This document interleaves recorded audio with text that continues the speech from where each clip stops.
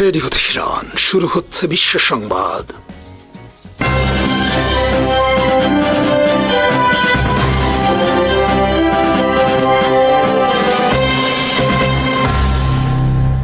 শুরুতেই সংবাদ শিরোনাম। আসসালামু আলাইকুম। ইরানের অবিশ্বাস্য প্রতিরোধ, ইসরায়েল সহ 6 আরব দেশে মার্কিন ঘাঁটিতে ঝাঁকে ঝাঁকে মিসাইল হামলা, 200 আমেরিকান সেনা নিহতের দাবি। ইসরায়েলে ব্যাপক হামলা, ইরানের সর্বোচ্চ নেতা আয়াতুল্লাহ আলী খামেনি নিহত, সর্বোচ্চ প্রতিশোধের ঘোষণা তেহরানের। সৌদি যুবরাজ মোহাম্মদ বিন সালমান ইরানে হামলার জন্য লবিং চালিয়েছেন যুক্তরাষ্ট্রে। যুক্তরাষ্ট্র ইসরায়েলের নয়, ইরানের বিরুদ্ধে অদ্ভুত নিন্দা আরব ও পশ্চিমাদের। ইরানের সমস্ত অস্ত্র ধ্বংস না হওয়া পর্যন্ত হামলা চালিয়ে যাওয়ার ঘোষণা ট্রাম্পের। যুক্তরাষ্ট্র জুড়ে বিক্ষোভ ট্রাম্পের বিরুদ্ধে।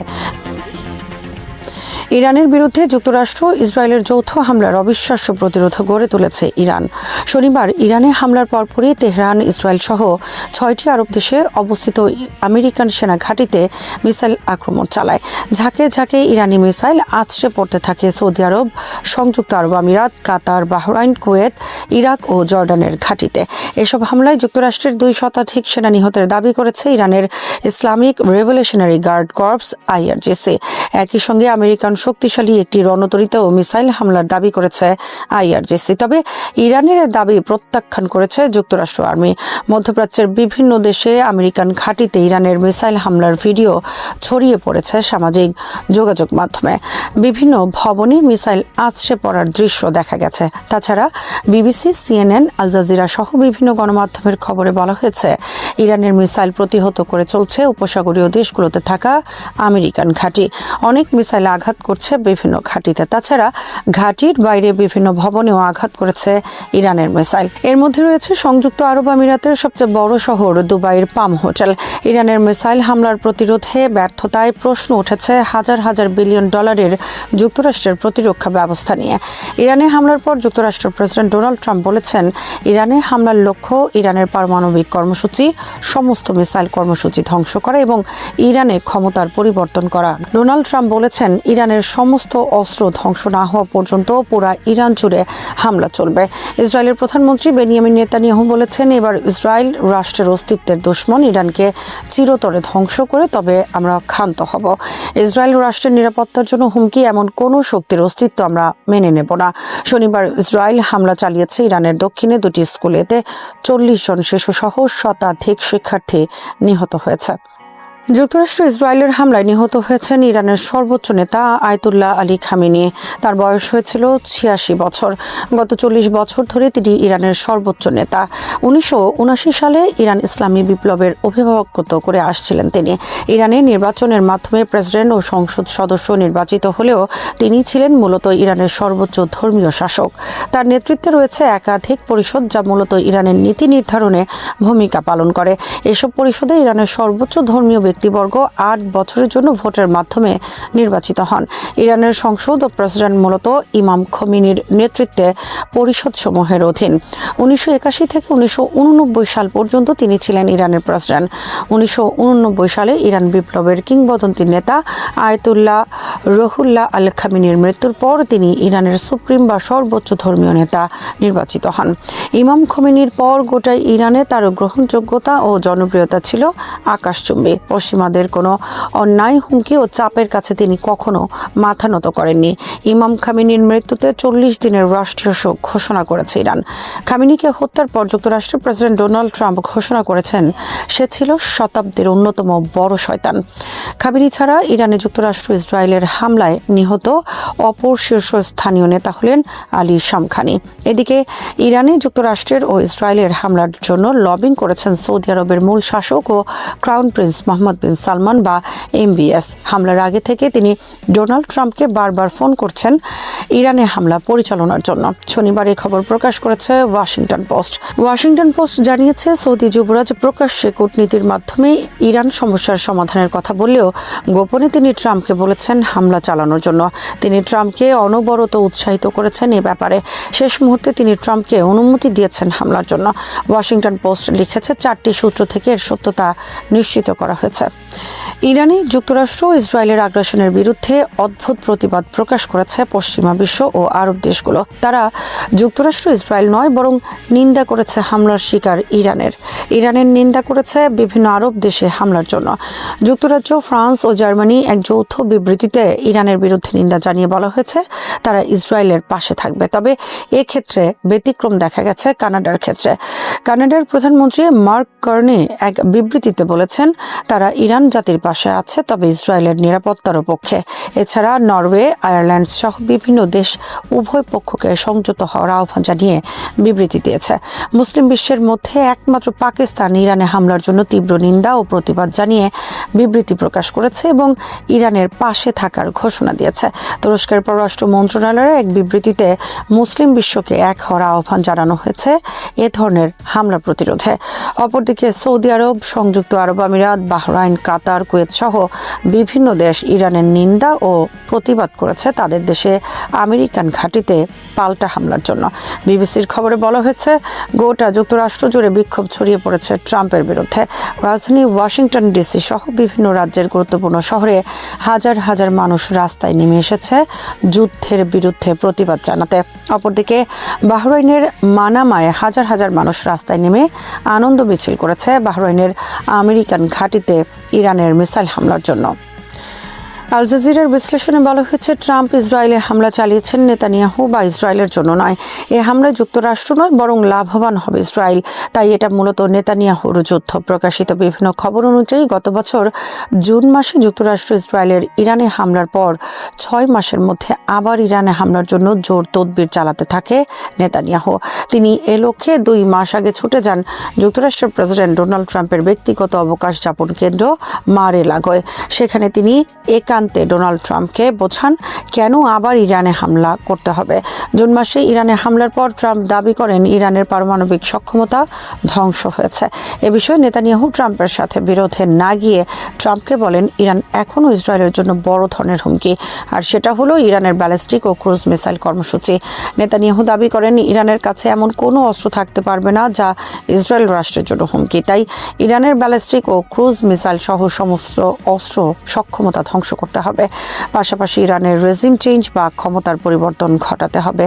এরপর নেতানিয়াহুর সঙ্গে বৈঠক শেষে ট্রাম্প সাংবাদিকদের বলেন আমরা জানতে পেরেছি ইরান আবার পারমাণবিক বোমা নির্মাণের কার্যক্রম শুরু করেছে এবং এটা আমরা কোনো অবস্থাতেই মেনে নেব না। এরপর থেকে ডোনাল্ড ট্রাম্প ইরানের বিরুদ্ধে হুমকি দিতে থাকেন পারমাণবিক বোমার কার্যক্রম বন্ধ করতে হবে, অন্যথায় হামলা করা হবে। যুক্তরাষ্ট্র ইরানের ওপর তীব্র চাপ সৃষ্টি করতে থাকে পারমাণবিক বোমা কার্যক্রম বন্ধ করা বিষয়ে যুক্তরাষ্ট্রের সাথে চুক্তি করার জন্য। ট্রাম্প স্পষ্ট করে বলেন ইরানকে সম্পূর্ণরূপে আত্মসমর্পণ করে বলতে হবে তারা পারমাণবিক কার্যক্রম সহ মিসাইল কার্যক্রম সম্পূর্ণরূপে বন্ধ করবে এবং যুক্তরাষ্ট্রের কথা মতো চলবে। তবেই কেবল হামলা থেকে রক্ষা পাবে। চুক্তি অথবা যুদ্ধ এর যে কোনো একটা বেছে নিতে হবে ইরানকে। কিন্তু ইরান তা প্রত্যাখ্যান করায় শনিবার হামলা শুরু করলো যুক্তরাষ্ট্র ইসরায়েল। বস্তুত এই আলোচনা ছিল সময় ক্ষেপণের একটি অজুহাত মাত্র। ইসরায়েলের কাছে শতাধিক পারমাণবিক বোমা রয়েছে, কিন্তু ইরানকে পারমাণবিক বোমা সহ কোনো অস্ত্রই রাখতে দেবে না যুক্তরাষ্ট্র ও ইসরায়েল, কারণ তাতে অবৈধ রাষ্ট্র ইসরায়েলের নিরাপত্তা বিঘ্নিত হবে। ভেনিজুয়েলায় আগ্রাসনের পর ইরানে আগ্রাসনের ঘটনায় বিশ্বে প্রতিষ্ঠিত হলো জোরজার মুল্লুকতার নীতি। বিশ্বে অসহায় আর নিরাপত্তাহীন হয়ে পড়ল সমস্ত দুর্বল রাষ্ট্রের স্বাধীনতা ও সার্বভৌমত্ব। আয়াতুল্লাহ আলী খামেনি ইরানের ইসলামী প্রজাতন্ত্রের সর্বোচ্চ নেতা, যিনি 3 দশকেরও বেশি সময় ধরে দেশটির রাজনৈতিক, সামরিক ও কৌশলগত দিক নির্দেশনা নির্ধারণ করেছেন। যৌথ যুক্তরাষ্ট্র ইসরায়েলি বিমান হামলায় নিহত হয়েছেন বলে ইরানি রাষ্ট্রীয় গণমাধ্যম নিশ্চিত করেছে। 86 বছর বয়সে তার মৃত্যু শুধু একটি ব্যক্তির অবসান নয়, এটি মধ্যপ্রাচ্যের ভূরাজনীতি, ইরানের রাষ্ট্র দর্শন, প্রতিরোধ অক্ষনীতি এবং তেহরানের সঙ্গে পশ্চিমাদের দীর্ঘ টানাপোড়েনের এক ঐতিহাসিক অধ্যায়ের সমাপ্তি ও নতুন এক অনিশ্চিত পর্বের সূচনা। মার্কিন প্রেসিডেন্ট ডোনাল্ড ট্রাম্প ঘোষণা দেন যে যুক্তরাষ্ট্র ও ইসরায়েলের যৌথ অভিযানে খামেনির কম্পাউন্ডে হামলা চালানো হয়েছে এবং তিনি নিহত হয়েছেন। ইরানের আধার সরকারি তাসনিম নিউজ এজেন্সি জানায় শনিবার সকালে আমেরিকা ও জায়নিস্ট শাসনের যৌথ হামলায় ইসলামী বিপ্লবের নেতা শহীদ হয়েছেন। একই হামলায় তার পরিবারের কয়েকজন সদস্য নিহত হন। এই ঘটনার অভিঘাত বোঝার জন্য খামেনির দীর্ঘ রাজনৈতিক যাত্রা, তার নিরাপত্তা কেন্দ্রিক রাষ্ট্রচিন্তা এবং আঞ্চলিক শক্তি রাজনীতিতে ইরানের অবস্থান নির্মাণের কৌশলকে বিশ্লেষণ করা জরুরি। আয়াতুল্লাহ আলী খামেনি 1989 সালে সর্বোচ্চ নেতার দায়িত্ব নেন, যখন ইসলামী প্রজাতন্ত্রের প্রতিষ্ঠাতা রুহুল্লাহ খোমেনি মৃত্যুবরণ করেন। খোমেনি ছিলেন 1979 সালের বিপ্লবের আদর্শিক প্রেরণা, যিনি পাহলভি রাজতন্ত্রের অবসান ঘটান, আর খামেনি ছিলেন সেই বিপ্লব পরবর্তী রাষ্ট্রকে সামরিক নিরাপত্তা কাঠামোর মাধ্যমে সুসংহত করার কারিগর। তার দৃষ্টিভঙ্গির কেন্দ্রে ছিল একটি অবরুদ্ধ রাষ্ট্র ধারণা, ইরানকে ঘিরে বহিঃশত্রুর হুমকি, পশ্চিমা অবরোধ এবং অভ্যন্তরীণ অস্থিতিশীলতার সম্ভাবনা। 1980-র দশকে ইরান ইরাক যুদ্ধে রাষ্ট্রপতি হিসেবে দায়িত্ব পালন, সীমান্তে নিয়মিত উপস্থিতি এবং আন্তর্জাতিক অঙ্গনে ইরাককে সমর্থন দেয়া পশ্চিমা শক্তিগুলোর ভূমিকা, এসব অভিজ্ঞতা তার মনে যুক্তরাষ্ট্র ও পশ্চিমাদের প্রতি গভীর অবিশ্বাস তৈরি করে। তার শাসন দর্শনে ইসলামী প্রজাতন্ত্র, জাতীয়তাবাদ ও বিপ্লবী আদর্শ একাকার হয়ে যায়। রাষ্ট্র রক্ষা হয়ে ওঠে সর্বোচ্চ অগ্রাধিকার। এই নিরাপত্তা কেন্দ্রিক চিন্তার বাস্তব রূপ ছিল ইসলামী বিপ্লবী গার্ড বাহিনী আইআরজিসির ক্রমবর্ধমান ক্ষমতায়ন। শুরুতে একটি বিপ্লব রক্ষাকারী আধা সামরিক বাহিনী হিসেবে গড়ে ওঠা আইআরজিসি খামেনির আমলে রাজনৈতিক, অর্থনৈতিক ও সামরিক শক্তির কেন্দ্রে পরিণত হয়। অবকাঠামো, জ্বালানি, টেলিযোগাযোগ থেকে শুরু করে নির্মাণ খাত, বিস্তৃত অর্থনৈতিক কর্মকাণ্ডে তাদের প্রবেশাধিকার রাষ্ট্রের ভেতরে এক শক্তিশালী নিরাপত্তা অর্থনীতি গড়ে তোলে। একই সঙ্গে বাসিজ স্বেচ্ছাসেবক বাহিনীর মাধ্যমে তরুণ প্রজন্মের একাংশকে আদর্শিক প্রশিক্ষণ দিয়ে একটি অনুগত ভোট ব্যাংক ও রাস্তায় নামার মতো শক্তি তৈরি করা হয়। 2009 সালের বিতর্কিত প্রেসিডেন্ট নির্বাচন এবং পরবর্তীতে গ্রিন মুভমেন্ট দমনে এই কাঠামোই ছিল মূল ভরসা।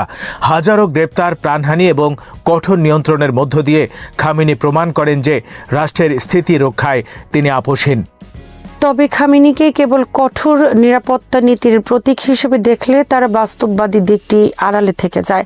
2015 সালে তীব্র নিষেধাজ্ঞার চাপে অর্থনীতি যখন বিপর্যস্ত, তখন তিনি প্রেসিডেন্ট হাসান রুহানির আলোচনাকে অনুমোদন দেন এবং joint comprehensive plan of action স্বাক্ষরের পথ খুলে দেন। এই চুক্তি ছিল পারমাণবিক কর্মসূচি সীমিত করার বিনিময়ে নিষেধাজ্ঞা শিথিলের এক কূটনৈতিক সমাধান। খামেনির যুক্তি ছিল এটি স্বাভাবিকীকরণ নয়, বরং একটি সীমিত অস্ত্র নিয়ন্ত্রণ চুক্তি, না শান্তি না যুদ্ধ। এই মধ্যপন্থায় ইরানের স্বার্থ রক্ষা করবে। কিন্তু 2018 সালে ট্রাম্প প্রশাসন চুক্তি থেকে যুক্তরাষ্ট্রকে প্রত্যাহার করলে সম্পর্ক আবার সংঘাতমুখী হয়।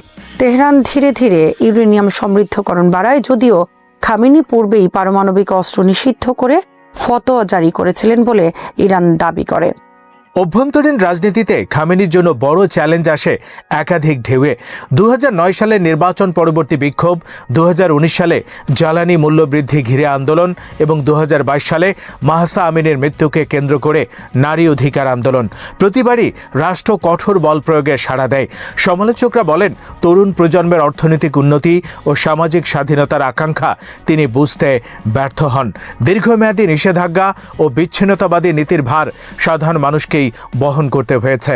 আবার সমর্থকরা যুক্তি দেন, বহিঃশত্রুর মুখে রাষ্ট্রের ভাঙন ঠেকাতে কঠোরতা ছিল অপরিহার্য। খামেনির পররাষ্ট্র কৌশলের সবচেয়ে তাৎপর্যপূর্ণ দিক ছিল প্রতিরোধ অক্ষ, ইরান সমর্থিত আঞ্চলিক জোট ব্যবস্থা। এর কেন্দ্রবিন্দুতে ছিলেন কুদস ফোর্সের কমান্ডার কাসেম সোলাইমানি, যিনি 2020 সালে মার্কিন ড্রোন হামলায় শাহাদাত বরণ করেন।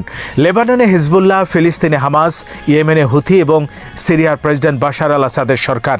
এই নেটওয়ার্কের মাধ্যমে ইরান ফরওয়ার্ড ডিফেন্স কৌশল বাস্তবায়ন করে। লক্ষ্য ছিল সম্ভাব্য সংঘাতকে দেশের সীমানার বাইরে প্রতিহত করা এবং ইসরায়েল যুক্তরাষ্ট্রকে বহুমুখী চাপের মধ্যে রাখা। কিন্তু 2023 সালের 7 অক্টোবর হামাসের হামলার পর ইসরায়েলের গাজা অভিযানে ব্যাপক ধ্বংসযজ্ঞ, লেবাননে হিজবুল্লাহর উপর হামলা এবং 2024 সালের ডিসেম্বরে সিরিয়ায় ক্ষমতার পালাবদল, সব মিলিয়ে এই অক্ষ দুর্বল হতে শুরু করে। সিরিয়া করিডোর ভেঙে পড়ায় হিজবুল্লাহকে পুনরায় রসদ যোগানোর পথ সংকুচিত হয়। এই প্রেক্ষাপটে 2025 সালের জুনে ইসরায়েলের ইরানের সামরিক ও পারমাণবিক স্থাপনায় হামলা এবং পরবর্তী ক্ষেপণাস্ত্র বিনিময় দুই দেশের মধ্যে পূর্ণাঙ্গ যুদ্ধের রূপ নেয়। যুক্তরাষ্ট্র সরাসরি জড়িয়ে পড়ে গুরুত্বপূর্ণ স্থাপনায় বাংকার বাস্টার বোমা নিক্ষেপ করে। ইসরায়েলি প্রধানমন্ত্রী বহু বছর ধরে ইরানের পারমাণবিক কর্মসূচি লক্ষ্য করে হামলার পক্ষে সওয়াল করে আসছিলেন। ওয়াশিংটনের সমর্থনে সেই অবস্থান বাস্তবে রূপ পায়। খামেনি হুমকির জবাবে আত্মসমর্পণ প্রত্যাখ্যান করেন এবং যুক্তরাষ্ট্রের সামরিক হস্তক্ষেপকে অপরিবর্তনীয় ক্ষতির কারণ হবে বলে সতর্ক করেন। তার এই কঠোর ভাষ্য একসময় সমালোচিত হলেও 12 দিনের যুদ্ধে বহু ইরানির কাছে তা প্রতিরোধের প্রতীক হয়ে ওঠে। কিন্তু র্যালি অ্যারাউন্ড দ্য ফ্ল্যাগ প্রভাব দীর্ঘস্থায়ী হয়নি। নিষেধাজ্ঞা, মুদ্রার পতন ও মূল্যস্ফীতিতে ক্ষুব্ধ জড়তা আবার রাস্তায় নামে। খামেনির মৃত্যুর তাৎক্ষণিক রাজনৈতিক প্রভাব বহুমাত্রিক। প্রথমত, ইরানের ক্ষমতার কাঠামোতে উত্তরাধিকার প্রশ্ন জটিল। সংবিধান অনুযায়ী বিশেষজ্ঞ পরিষদ নতুন সর্বোচ্চ নেতা নির্বাচন করবে, কিন্তু নিরাপত্তা, অর্থনীতি, রাজনীতির জটিল সমীকরণে আইআরজিসির ভূমিকা নির্ধারক হয়ে উঠতে পারে। দ্বিতীয়ত, যুক্তরাষ্ট্র প্রকাশ্য রেজিম চেঞ্জ ইঙ্গিত দেয়ায় জাতীয়তাবাদী প্রতিক্রিয়া তীব্র হতে পারে, যা আবার কঠোরপন্থীদের অবস্থান শক্তিশালী করবে। তৃতীয়ত, আঞ্চলিক শক্তি সমীকরণে এক শূন্যতা তৈরি হয়েছে। প্রতিরোধ অক্ষ কি পুনর্গঠিত হবে নাকি ছত্রভঙ্গ? চতুর্থত, পারমাণবিক ইস্যুতে আলোচনার ভবিষ্যৎ অনিশ্চিত। সম্পূর্ণ অবকাঠামো ভেঙে ফেলার মার্কিন দাবি তেহরানের কাছে অগ্রহণযোগ্য বলে মনে হয়েছে। অর্থনৈতিক দৃষ্টিকোণ থেকে খামেনির রেজিস্ট্যান্স ইকোনমি ধারণা নিষেধাজ্ঞার মুখে আত্মনির্ভরতার কথা বললেও কাঙ্ক্ষিত প্রবৃদ্ধি আনতে পারেনি। চীন, রাশিয়ার দিকে বাণিজ্য ঘোরানো, আঞ্চলিক বাণিজ্য জোরদার, এসব প্রচেষ্টা আংশিক স্বস্তি দিলেও কাঠামোগত সংস্কার ও বৈদেশিক বিনিয়োগের অভাব রয়ে গেছে। তরুণ, শিক্ষিত ও ডিজিটাল সংযুক্ত জনসংখ্যা বৈশ্বিক অর্থনীতির সঙ্গে সংযোগ চায়। দীর্ঘমেয়াদী অবরোধ সেই আকাঙ্ক্ষার সঙ্গে সংঘর্ষ তৈরি করেছে। ফলে রাজনৈতিক বৈধতা রক্ষায় নিরাপত্তা নির্ভরতা বাড়ানো ছাড়া শাসকের বিকল্প কমে আসে। একটি চক্র যা বারবার বিক্ষোভ ও দমনপীড়নের পুনরাবৃত্তি ঘটায়। আন্তর্জাতিক আইনের প্রশ্নও সামনে আসে। কোনো সার্বভৌম রাষ্ট্রের সর্বোচ্চ নেতাকে লক্ষ্য করে যৌথ হামলা আন্তর্জাতিক সম্পর্কের এক নতুন নজির স্থাপন করল কিনা তা নিয়ে বিতর্ক তীব্র হবে। সমর্থকরা বলবেন এটি আত্মরক্ষার অংশ, সমালোচকরা বলবেন এটি আন্তর্জাতিক ব্যবস্থার ঝুঁকিপূর্ণ ভাঙন। মধ্যপ্রাচ্যে ইতিমধ্যেই বহু স্তরীয় সংঘাত চলছে। এই ঘটনার পর প্রতিহিংসা চক্র আরও তীব্র হতে পারে।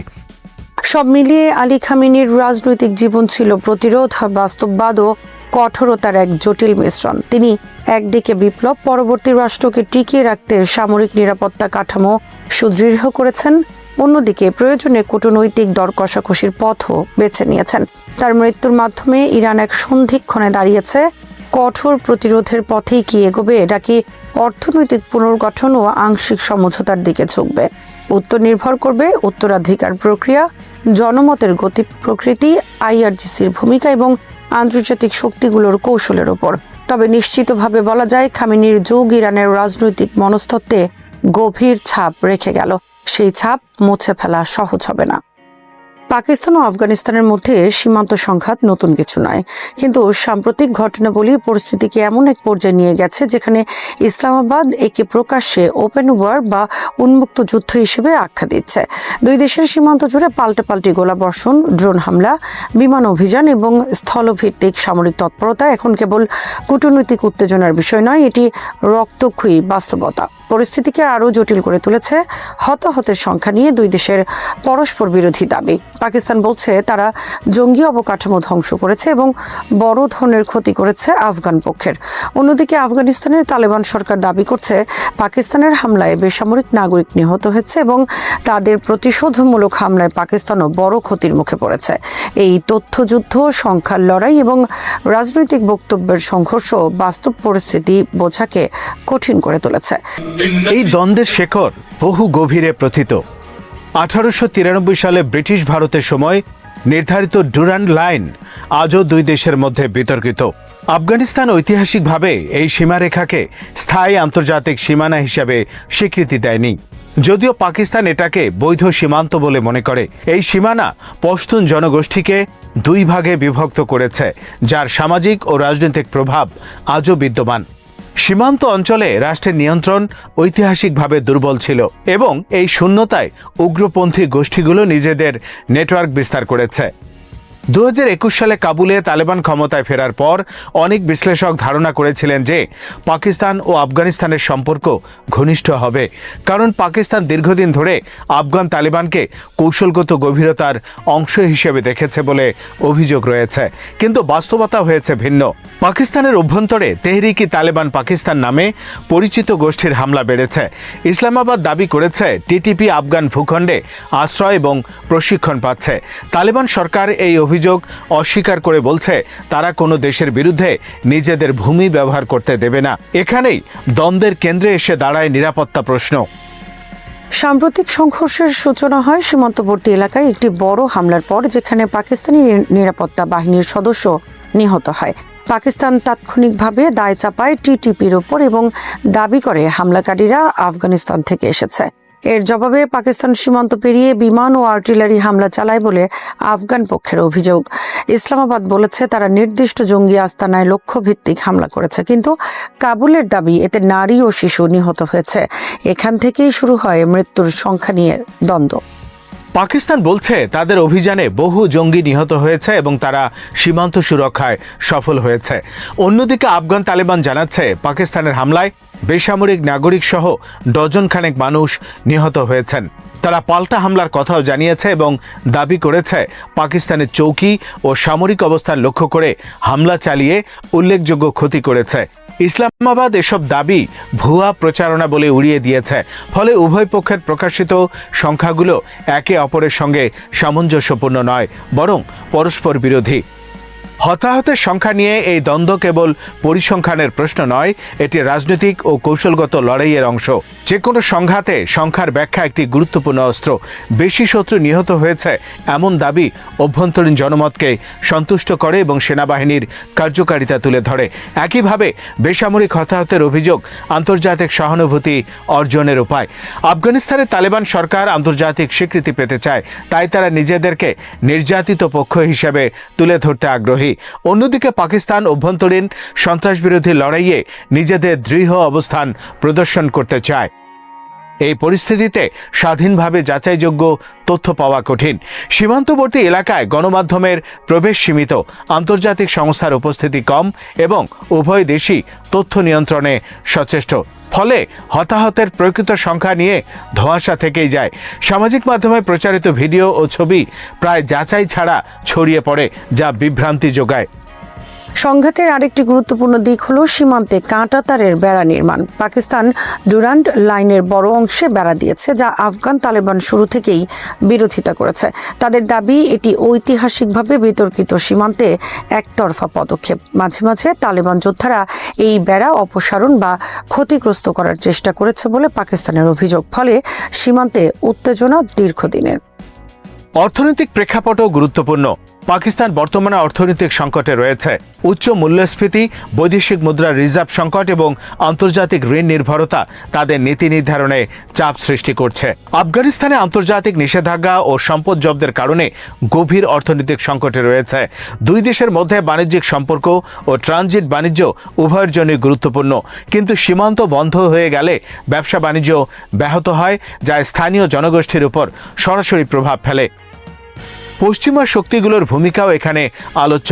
যুক্তরাষ্ট্র আফগানিস্তান থেকে সেনা প্রত্যাহারের পর সরাসরি জড়িত না থাকলেও অঞ্চলটির নিরাপত্তা পরিস্থিতি নজরে রাখছে। চীন পাকিস্তানের ঘনিষ্ঠ মিত্র এবং চীন পাকিস্তান অর্থনৈতিক করিডোর প্রকল্পের নিরাপত্তা তাদের জন্য গুরুত্বপূর্ণ। সীমান্তে অস্থিরতা চীনের বিনিয়োগ ঝুঁকির মুখে ফেলতে পারে। রাশিয়া ও ইরানও আঞ্চলিক স্থিতিশীলতা নিয়ে উদ্বিগ্ন।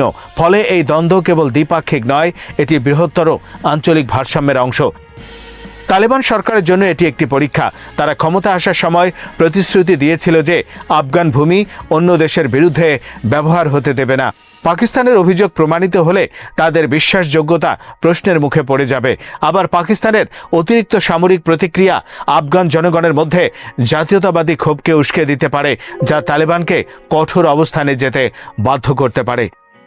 মৃত্যুর সংখ্যা নিয়ে বিভ্রান্তি মানবিক সংকটকেও আড়াল করে। সীমান্তবর্তী গ্রামগুলোতে আতঙ্ক, বাস্তুচ্যুতি এবং অবকাঠামোগত ক্ষতি বাড়ছে। স্কুল, বাজার ও স্বাস্থ্যকেন্দ্র বন্ধ হয়ে যাচ্ছে। শিশু ও নারীরা সবচেয়ে বেশি ক্ষতিগ্রস্ত হচ্ছে। আন্তর্জাতিক মানবাধিকার সংস্থাগুলো স্বাধীন তদন্তের আহ্বান জানালেও উভয় দেশ নিরাপত্তার অজুহাতে বাইরের প্রবেশ সীমিত করছে।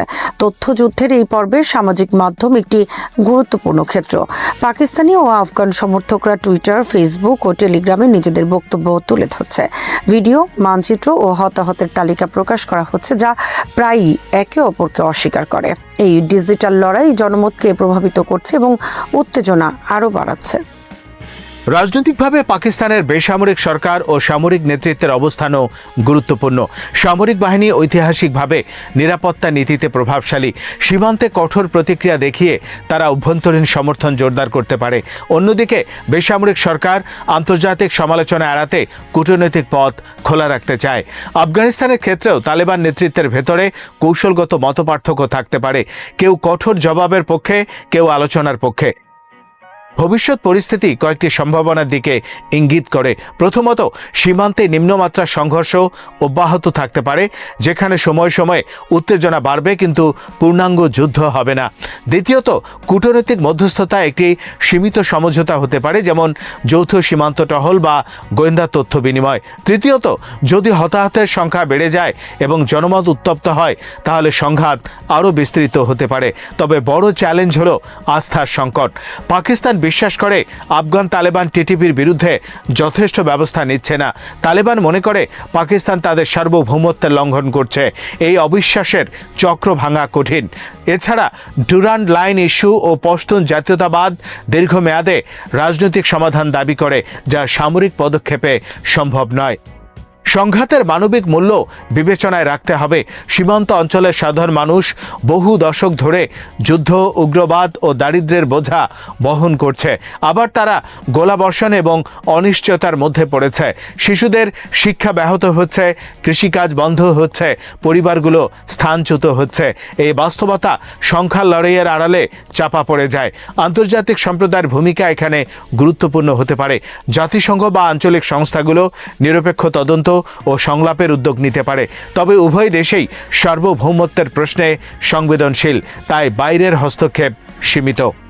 শেষ পর্যন্ত পাকিস্তান ও আফগানিস্তানের এই ওপেন ওয়ার আখ্যা হয়তো কৌশলগত ভাষা, কিন্তু বাস্তবতা হলো সীমান্তে রক্তপাত হচ্ছে এবং তথ্যের যুদ্ধ সেই রক্তপাতকে আরও জটিল করে তুলছে।